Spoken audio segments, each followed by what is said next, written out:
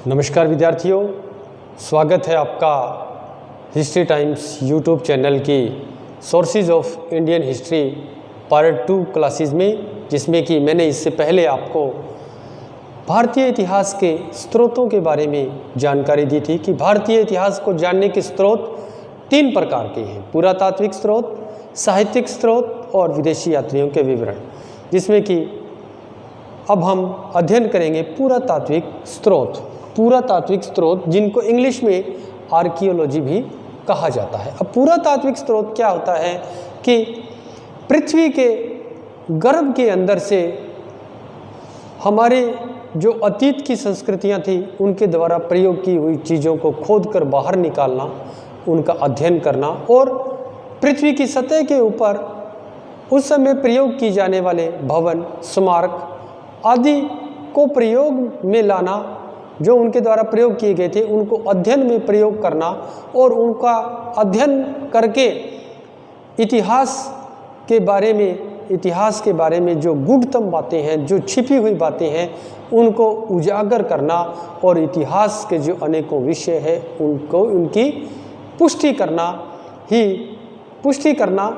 ही पुरातात्विक जो स्रोत है उनका महत्वपूर्ण कार्य है। और इसी से क्या है कि जो प्राचीन भारतीय इतिहास है उसके अनेकों तथ्यों की पुष्टि होती है। इसीलिए भारतीय इतिहास के स्रोतों में पुरातात्विक सामग्री जो है उसका महत्व दिन प्रतिदिन बढ़ा है और भी बढ़ रहा है, क्योंकि प्राचीन भारतीय इतिहास जिस समय किसी भी प्रकार के कोई लिखित साक्ष्य नहीं थे, उस समय की जानकारी हमें केवल और केवल पुरातात्विक विभाग या पुरातात्विक सामग्री से ही प्राप्त होती है।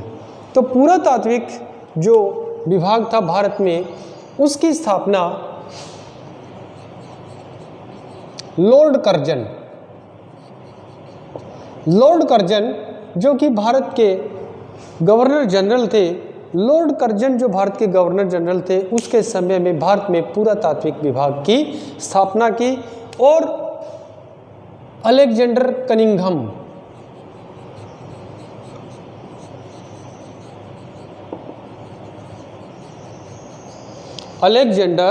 कनिंघम को भारतीय पुरातात्विक विभाग का डायरेक्टर या निदेशक बनाया गया और उन्हीं के दिशा निर्देश के अंतर्गत भारत में अनेकों जगहों पर खुदाई कार्य करवाया गया। जब भारत में अनेकों जगहों पर खुदाई कार्य करवाया गया और जब उनसे जो चीज़ें प्राप्त हुई, जो हमें मिली, उन चीज़ों का अध्ययन करके हम इतिहास की एक सुस्पष्ट व्याख्या करने में सक्षम हुए।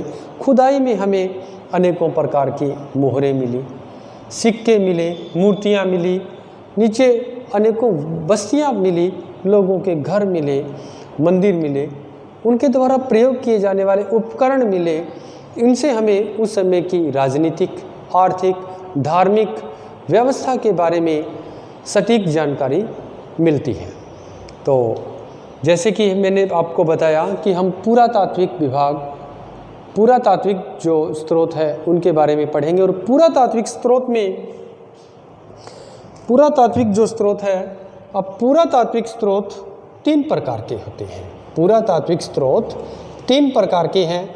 3 प्रकार के पुरातात्विक स्रोत में सबसे पहला जो पुरातात्विक स्रोत है वो है अभिलेख।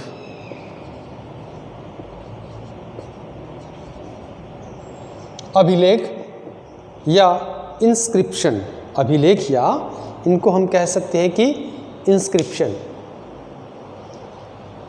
अभिलेख या इंस्क्रिप्शन, तो अभिलेख ये समय अपने आप में एक विषय बन गया है या अपने आप में एक विज्ञान बन गया है कि जो विषय अभिलेखों का अध्ययन करता है उसको एपिग्राफी कहा जाता है। अभिलेखों के अध्ययन करने वाले जो विषय है उसको एपिग्राफी कहा जाता है। यानी अभिलेखों का अध्ययन करने की जो कला है या शास्त्र है उसको हमें क्या कहेंगे? एपिग्राफी या इंस्क्रिप्शन। ये जो अभिलेख थे वो प्राचीन काल में अनेकों जगहों से प्राप्त होते थे। वो पाषाण की बड़ी बड़ी शिलाओं पर मिलते थे, पाषाण की छोटी शिलाओं पर मिलते थे, स्तंभों पर मिलते थे, ताम्र पत्रों पर अभिलेख लिखे हुए मिलते थे, मुद्राओं पर अभिलेख लिखे हुए मिलते थे। और यहाँ पर कुछ जगहों पर हमें मिट्टी के जो बर्तन हैं, मिट्टी के जो ठीकरे हैं, उनके ऊपर भी अभिलेख लिखे हुए मिलते हैं। इन अभिलेखों के जो पढ़ने की जो कला है उसको शास्त्र को एपिग्राफी कहा जाता है।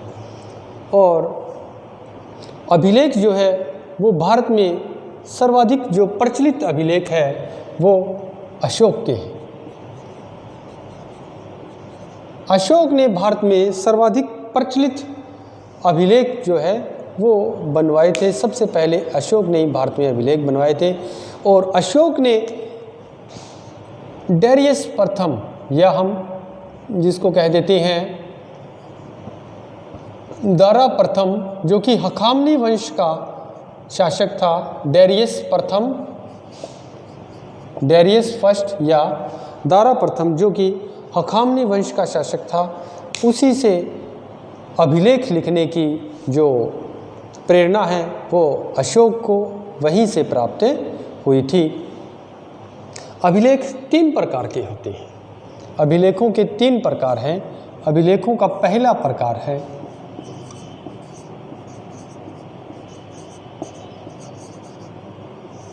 शिलालेख। अभिलेख 3 प्रकार के हैं, शिलालेख और शिलालेख।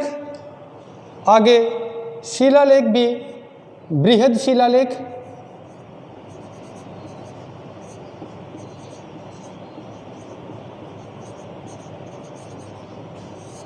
और लघु शिलालेख,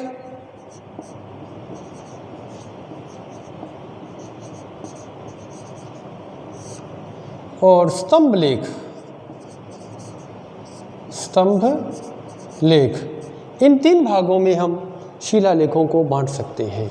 अशोक के द्वारा जो लिखे हुए अभिलेख थे वो बृहद शिलालेख, लघु शिलालेख और स्तंभ लेख। बृहद शिलालेख क्या था कि ये प्राकृतिक जो चट्टानें थी, जो पत्थर की बड़ी बड़ी पट्टिकाएँ थी, उन पत्थर की बड़ी बड़ी पट्टिकाओं और बड़ी बड़ी चट्टानों के ऊपर जो अभिलेख लिखा जाता था, उत्कीर्ण किए जाते थे, वो बृहद अभिलेख, बृहद शिलालेख थे। बृहद शिलालेख ये किसी राजा के द्वारा अपनी प्रजा को जो संदेश देना होता था, या राजा की जो आज्ञा थी प्रजा के प्रति, उसको बताना होता था। राजा के द्वारा अपने राज्य में किए गए धार्मिक कार्यों का वर्णन भी इन्हीं पट्टिकाओं में किया जाता था, बड़ी बड़ी शिलालेखों में किया जाता था। यानी आप इसकी तुलना कर सकते हैं कि वर्तमान समय की जो सरकारें हैं या जो दूसरे ऑर्गेनाइजेशंस है, संगठन है, वो अपनी उपलब्धियों के बारे में या अपने कुछ संदेश लोगों तक पहुंचाने के लिए बड़े बड़े फ्लैक्स का प्रयोग करते हैं, होर्डिंग्स का प्रयोग करते हैं, साइन बोर्ड का प्रयोग करते हैं। तो उस समय के जो सम्राट थे अपने राजाज्ञाओं को, अपने आदेशों को, अपने द्वारा करवाए गए कार्यों को प्रजा में बताने के लिए शिलालेख बनाते थे। जो बृहद शिलालेख बहुत बड़े बड़े शिलालेख होते थे। लघु शिलालेख जिनमें कि राजा अपने बारे में बताता था, राजा अपने बारे में या विशेष रूप से जो पर्सनल जो उनके लेख होते थे वो लघु शिलालेख थे। जैसे रानी कारुवाकी का अभिलेख, ये लघु शिलालेख था। इसमें अशोक की रानी के द्वारा दान किए जाने का वर्णन है। स्तंभ लेख क्या था? ये कृत्रिम पाषाण के ऊपर लिखा जाता था। पाषाण को, पत्थर के बड़े से टुकड़े को काट लिया जाता, उसको उसके ऊपर पॉलिश की जाती, अनेकों उसके ऊपर आकृतियाँ बनाई जाती और फिर उसके ऊपर अभिलेख लिखा जाता था। तो ये स्तंभ लेख थे। स्तंभ का अर्थ है एक खंबा, हम कह सकते हैं कि खंबे नुमा या एक पिलर के रूप में ये बनाए जाते थे और इनके ऊपर लिखा जाता था। जैसे कि अशोक स्तंभ, भारत का जो राज चिन्ह है अशोक स्तंभ, वहाँ से जो लिया गया, अशोक स्तंभ से ही भारत का राज चिन्ह लिया गया है, जिसके ऊपर 4 सिंह विराजमान हैं, एक दूसरे की तरफ पीठ करके बैठे हैं। ये है शिलालेख। शिलालेख के बाद है गुहालेख।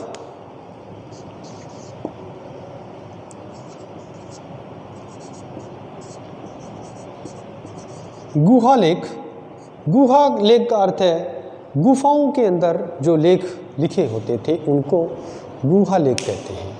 अनेकों जो बड़ी बड़ी गुफाएं थी, उन गुफाओं के अंदर और गुफाओं के मुख्य द्वार के ऊपर राजा की आज्ञा और उस समय जो प्रचलित बातें थी वो वहाँ पर लिखी हुई होती थी। तो वो क्या था? गुहालेख, मतलब गुफाओं के ऊपर जो लिखा होता था वो गुहालेख थे। तो अब हम जानेंगे अभिलेखों के बारे में।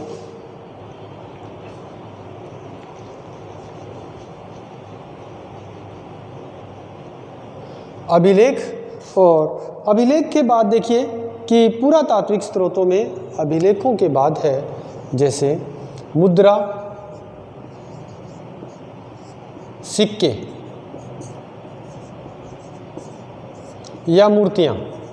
मुद्रा, उस समय चलने वाले सिक्के, मुद्रा और मूर्तियाँ, उनका अध्ययन करके भी हमें इतिहास की जानकारी मिलती है, क्योंकि मुद्राओं से और उस समय के जो मुद्राओं से और उस समय के जो प्रचलित सिक्के थे, उन प्रचलित सिक्कों से और मुद्राओं से हमें उस समय के राजा का जो इंटरेस्ट था, राजा की जो कार्य प्रणाली थी, राजा का जो विषय था, राजा की जो उपलब्धियां थी, उनके बारे में हमें जानकारी मिलती है।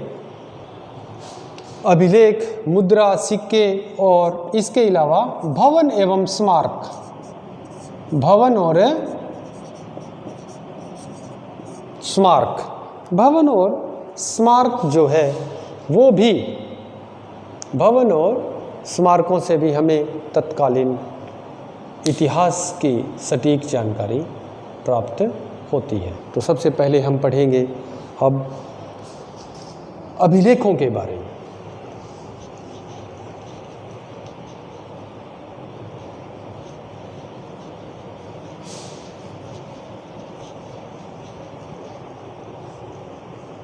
अब हम इतिहास में जो कुछ प्रचलित अभिलेख है उनके बारे में।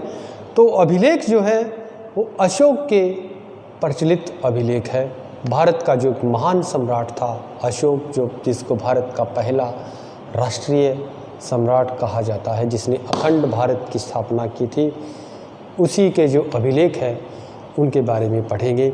तो अभिलेख 1750 में, 1750 ईस्वी में सबसे पहले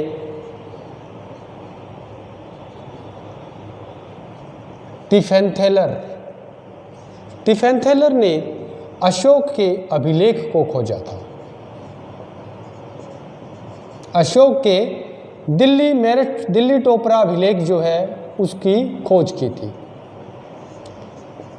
दिल्ली टोपरा जो मेरठ के पास है, दिल्ली और मेरठ के बीच में एक स्थान है, वहाँ से इस अभिलेख की खुदाई हुई थी। इस अभिलेख को खोजा गया था और इस अभिलेख को खोजने वाला व्यक्ति था 1750 में टिफेंथेलर। लेकिन उस अभिलेख पर क्या लिखा हुआ था वो किसी के द्वारा नहीं पढ़ा गया था। लेकिन फिर बाद में 1837 में, 1837 ईस्वी में सबसे पहले जेम्स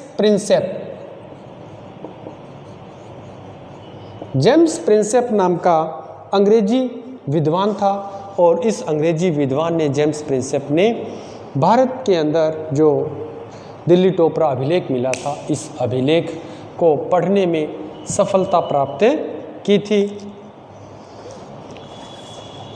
और इसके बाद अशोक के जो अभिलेख है उनके बारे में देखिए। अशोक के जो अभिलेख है उनकी भाषा, अशोक के अभिलेखों की जो भाषा है वो प्राकृत और पाली भाषा थी।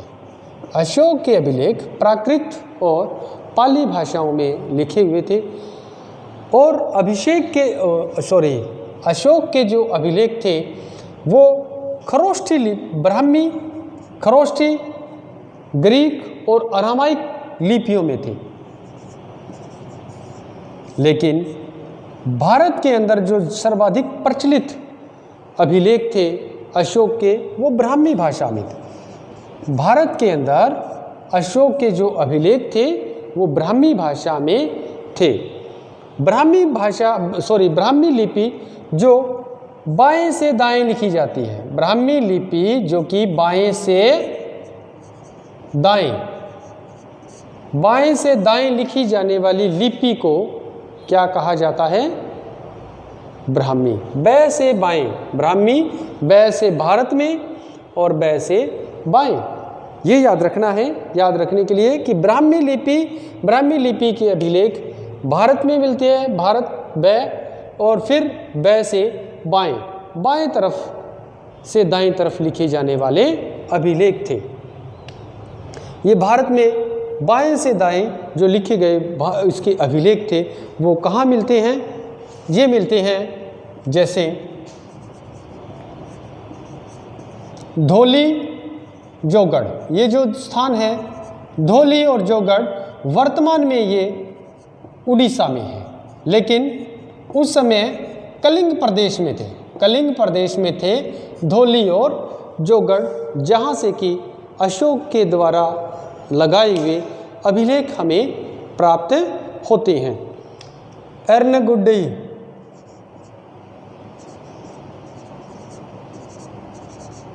एर्नागुड्डई ये आंध्र प्रदेश से प्राप्त होता है। ये भी अशोक का अभिलेख है जो कि हमें आंध्र प्रदेश से एर्नागुड्डई से मिलता है। सोपारा महाराष्ट्र में,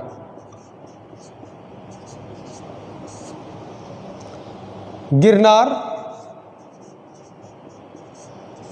गुजरात में, कालसी उत्तराखंड में।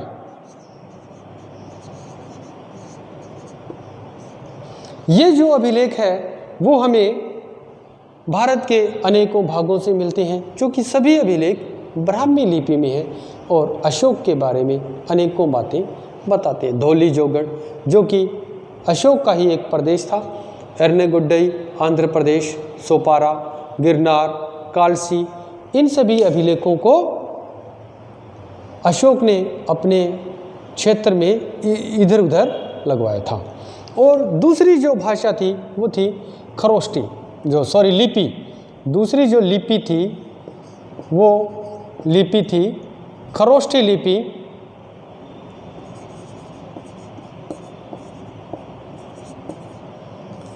खरोष्ठी लिपि के जो अभिलेख है वो पाकिस्तान में मिलते हैं।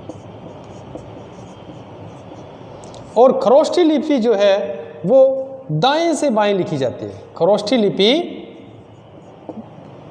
दाएं से बाएं लिखी जाने वाली लिपि खरोष्ठी लिपि है। अब खरोष्ठी लिपि के अभिलेख कौन कौन से हैं? खरोष्ठी लिपि के अभिलेख है पाकिस्तान में शहबाजगढ़ी और मनसेरा।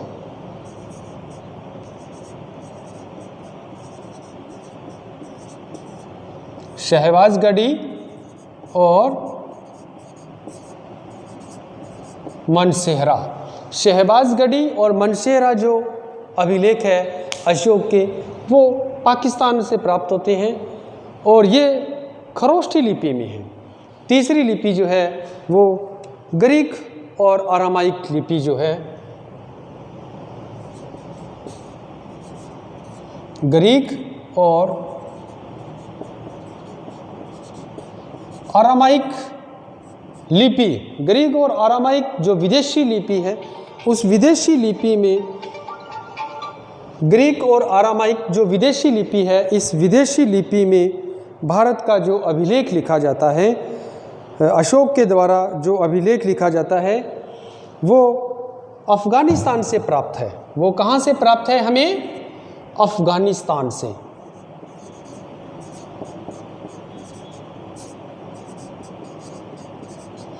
अफ़गानिस्तान में लघमान और शरेकुना, अफ़गानिस्तान में जगह है लघमान और शरेकुना। शरेकुना और लघमान जो जगह है, वहाँ से हमें ग्रीक और आरामाइक लिपियों में लिखे हुए अभिलेख मिलते हैं। इसको द्विलिपीय, द्विभाषीय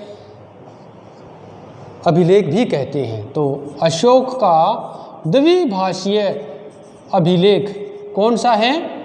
ये क्वेश्चन बनता है कि अशोक का द्विभाषीय अभिलेख कौन सा है? लघमान और शरेकुना, जो कि कहाँ से मिलते हैं? अफ़गानिस्तान से। पाकिस्तान से शहबाजगढ़ी और मनसेरा, जो कि खरोष्ठी लिपि में, यानी दाएं से बाएं, जैसे कि हम उर्दू भाषा को लिखते हैं। हम जैसे लिख रहे हैं इधर से इधर, ये तो क्या है? इधर चल रहे हैं तो ये ब्राह्मी लिपि है, और इधर से इधर लिख रहे हैं तो ये खरोष्ठी लिपि है। यानी यहाँ तो हम लेफ़्ट टू राइट जा रहे हैं, और इसमें क्या है? हम राइट से कहाँ जा रहे हैं? राइट टू लेफ़्ट जा रहे हैं। लेफ़्ट टू राइट ब्राह्मी है और राइट टू लेफ़्ट खरोष्ठी लिपि है। तो ये अशोक की जो अभिलेख थे, अशोक के अभिलेखों के बारे में मैंने आपको अशोक के अभिलेखों की लिपि के बारे में बताया कि 4 लिपियों में अशोक के अभिलेख थे। 1750 में इसको खोजा गया, लेकिन इनको पढ़ा गया सबसे पहले 1837 में।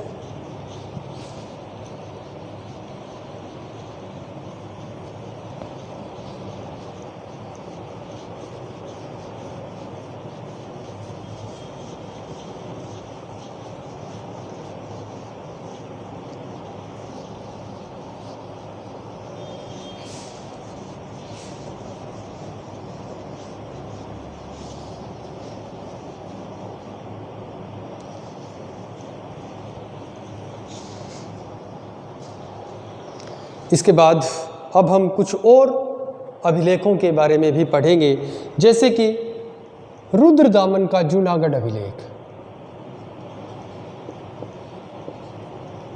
रुद्रदामन का जूनागढ़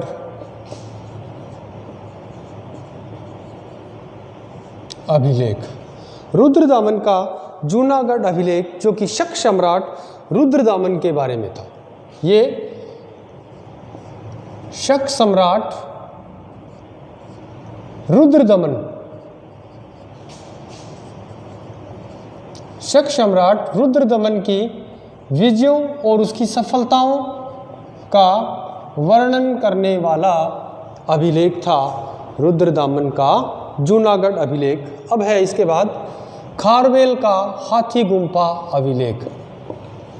खारवेल का हाथी गुम्फा अभिलेख।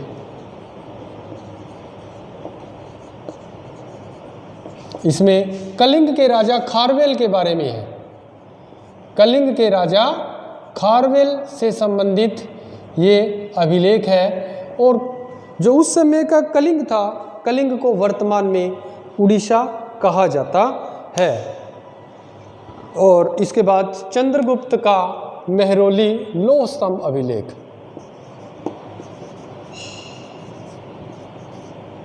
चंद्रगुप्त का मेहरौली लोह स्तंभ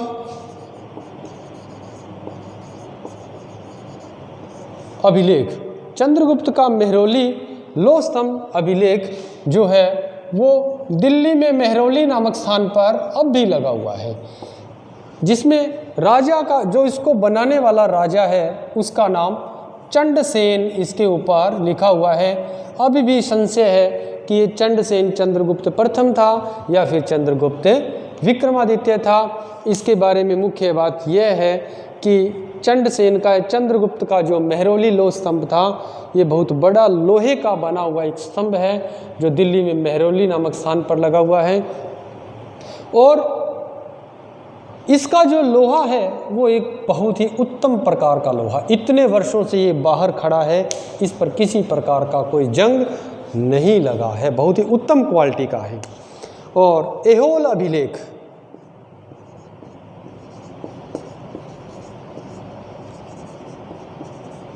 ऐहोल अभिलेख यह भी एक बहुत ही इम्पोर्टेंट अभिलेख है। ऐहोल अभिलेख जो कि पुलकेशिन द्वितीय का है।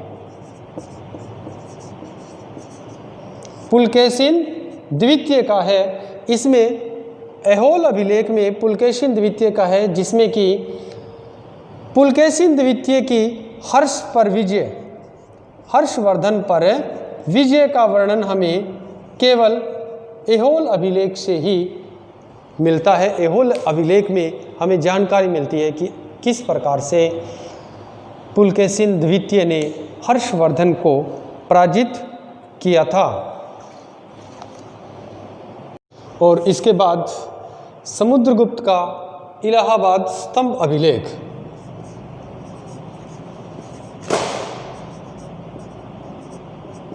समुद्रगुप्त का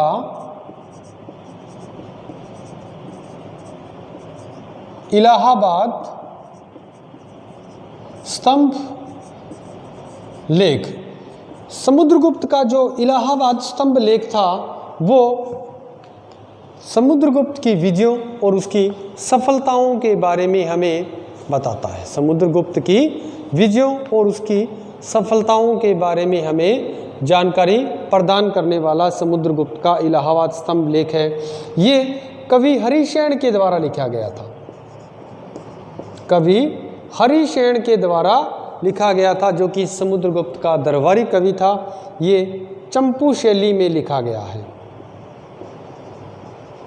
चंपू शैली में लिखा गया। इसमें कुछ ये काव्य रूप में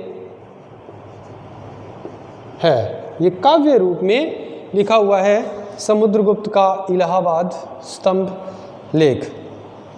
इसमें समुद्रगुप्त का अनेकों राजाओं के साथ संबंध, समुद्रगुप्त की विजयों, समुद्रगुप्त का शासन प्रबंध आदि की जानकारी हमें मिलती है। और इसके बाद हम देखते हैं एक बहुत ही महत्वपूर्ण अभिलेख, एक बहुत ही महत्वपूर्ण विदेशी अभिलेख के बारे में हम पढ़ेंगे।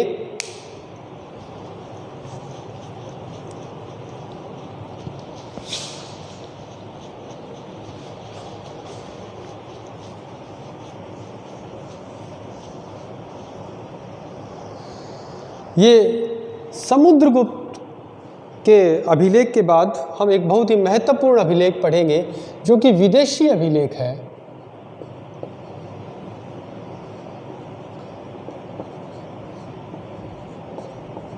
विदेशी अभिलेख, और ये इस अभिलेख का नाम है बोगजकोई अभिलेख। बोगजकोई जो कि एशिया माइनर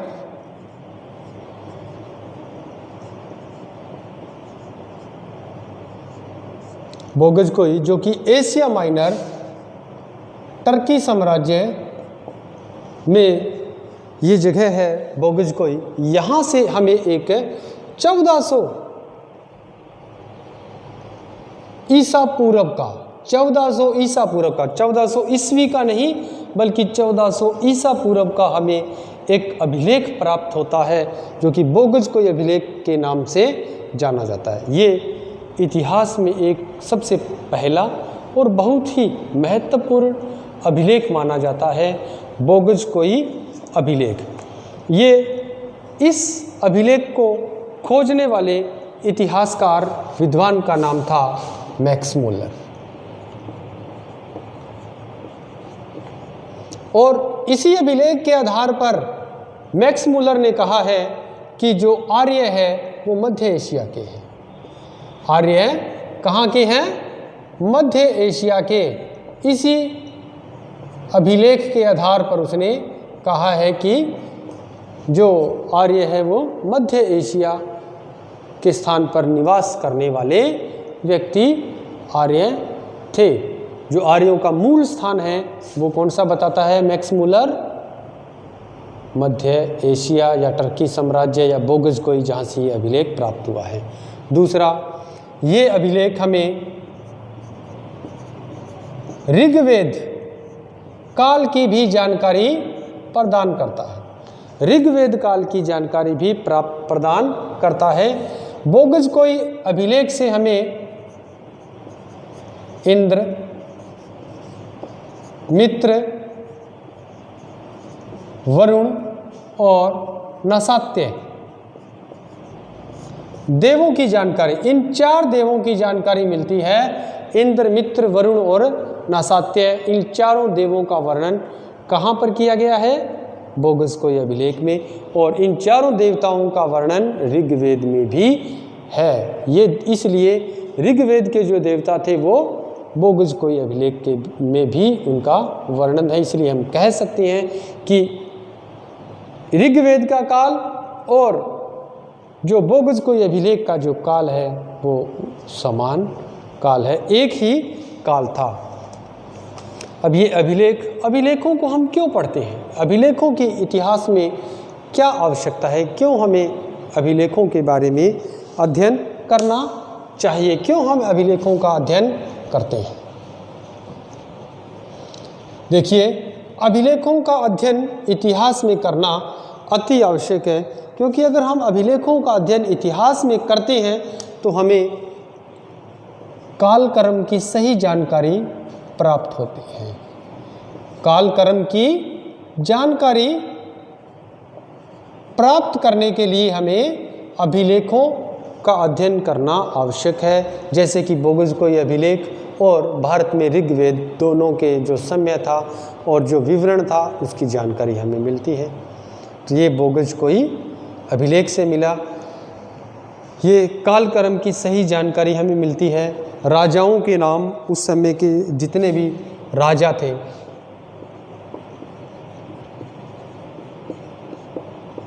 राजाओं के नाम, उनकी वंशावली, उनकी सफलताएं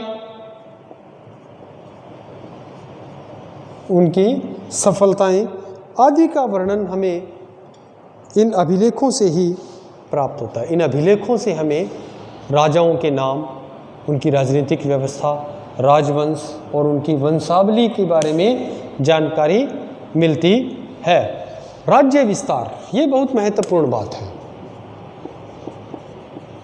राज्य विस्तार, जिस जगह पर जिस राजा का अभिलेख होता है, हम ये मानते हैं कि उस राजा का राज्य विस्तार यहाँ तक था। जैसे कि अशोक का धौली और जौगढ़ में था। अशोक के अभिलेख धौली और जौगढ़ में मिले। अशोक के अभिलेख शहबाजगढ़ी और मनसेहरा में मिले। तो हमें इस बात की जानकारी लगा सकते हैं, हम ये बात जान सकते हैं कि अशोक का जो राज्य था, शहबाजगढ़ी, मनसेहरा, धौली, जौगढ़ और लगमान और शरेकुना यानी अफ़गानिस्तान तक अशोक का जो साम्राज्य था वो फैला हुआ था। यानी राज्य विस्तार के बारे में सटीक जानकारी प्रदान हमें कौन करते हैं? अभिलेख करते हैं। इसके बाद प्रजा हितैषी कार्य।